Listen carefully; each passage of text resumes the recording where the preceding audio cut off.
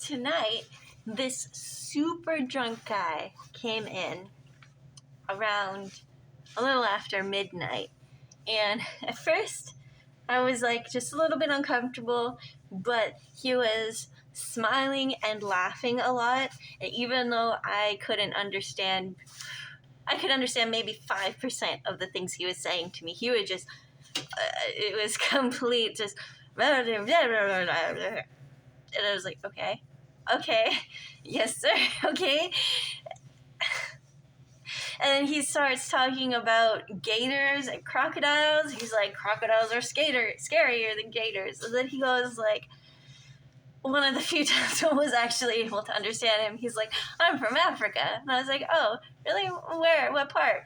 And he's like, well, I lived there for 10 years. I'm not from there. I lived there for 10 years. I was in Kenya. And then he starts talking about he lived in some mansion or something, and like he was very privileged, he said.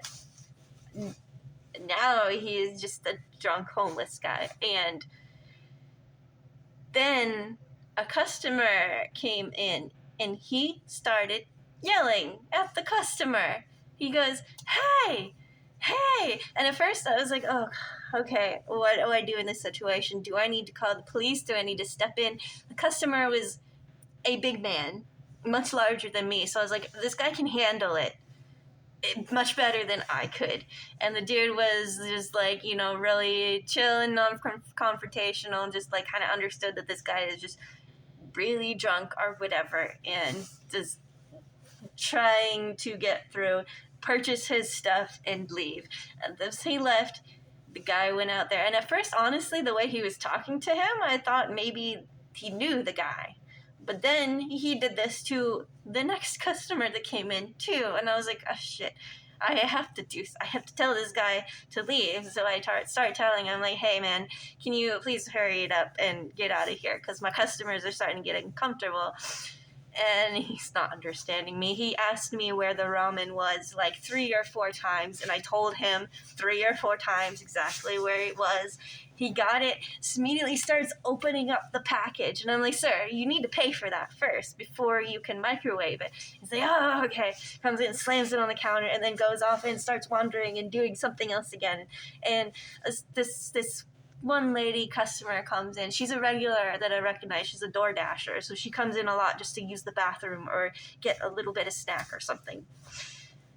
He starts talking to her, and she looks super uncomfortable, and she's like backing away, and he's like trying to touch her shoulder, and she's like, don't touch me. And he's like, and touches her again, and she's like, I said don't touch me. And then she looks at me, she's like, sorry, I need to leave.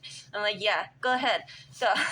And she leaves, and he follows her out the door, and she starts yelling like, no, get away from me. I'm like, it's time for me to call the cops, I guess. And then 2 other customers walked in while all of this was happening. It was just chaos. And it was this mom and her son. Her son looked about 18, probably just started college, because there's a college nearby, and move-in day is coming. And I think they start next week or the week after, or something like that. So there's a lot of new students here in the area right now, who a lot of them are maybe not even from here.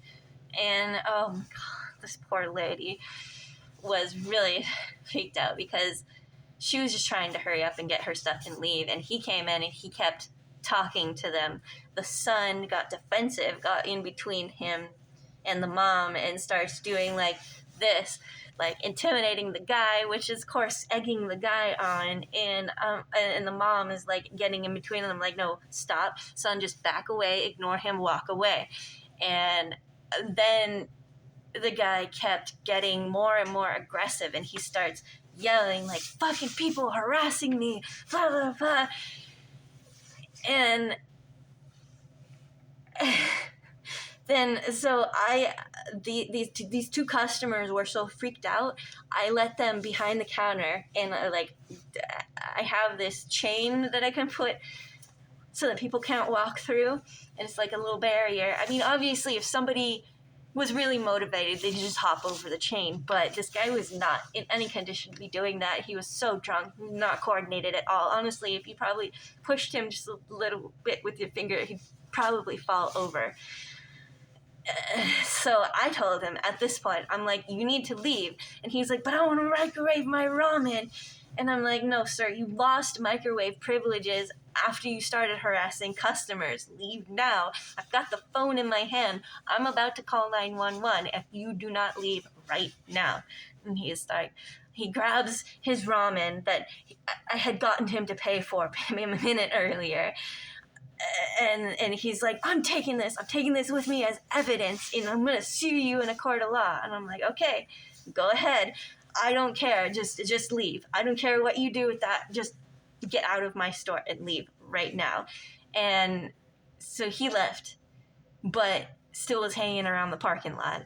These two customers paid for their things and left and got in their car, and he starts yelling at them as they're in the car.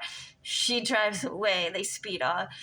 And then I call the cops because he's still out there yelling at people. And I'm like, nope, I can't. No, this guy needs to leave. And I called the cops. I told them, I'm like, the door is locked right now because this man is harassing people and he is getting confrontational. He's getting in their faces. I can't have him being around here. But then the funniest thing, he was gone before the cops even showed up. They showed up with 5 vehicles. I'm like, really? It's just one drunk guy. You really needed 5 cop cars for this? They show up. I tell him, like, he went off down the street that way. I have no idea where he went beyond that, but he's gone now. So then they ask me if, like, I recognize him. I say no. They're like, is this potentially the guy who robbed you before? And I was like, no, definitely not. This guy is incoherently drunk. You can barely understand a word he is saying. He's honestly not capable of anything like that. He's just yelling at people and harassing them, getting in their faces and getting really aggressive and confrontational, and it's going to cause a problem. So they went off to try and look for him. I don't think they found him. I think he probably disappeared into the woods nearby because, like, half an hour later, I went outside just to check around the trash and stuff. And then I hear him yelling from the bushes across the street, hey, can I use the microwave now? And I was like, nope. I go back inside, locked the door, and like anytime I would see a customer coming, and unlock it for them and let them in. But then he's finally gone now, I think, because I've been out there a couple times since then just to check. And I think he's gone. But I don't know if he's going to come back. I really hope he doesn't. I don't want to have to call the police again. I honestly really, really hate calling the police. I